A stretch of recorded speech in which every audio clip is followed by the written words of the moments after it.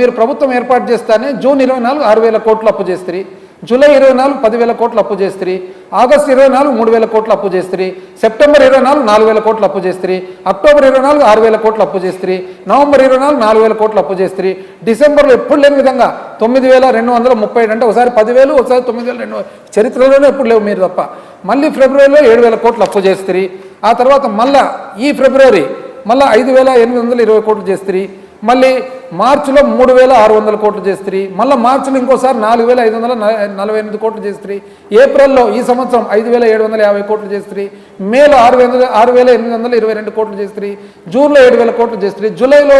మళ్ళీ జూన్లో 10వ తారీఖు అంటే జూన్ 3వ తారీఖు 7,000, జూన్ 10వ తారీఖు వారానికే మళ్ళీ 7,000 చేస్తారు. అప్పు అప్పు అప్పు అంటారు. అంటే ఇప్పుడు మాకు అర్థం కాని ఏమంటే ఇప్పుడు ఎందుకు మా మీద దేశద్రోహము అంటే మీరు చేసిన అప్పులు ఎందుకు చేస్తున్నారని చెప్పి అడిగినందుక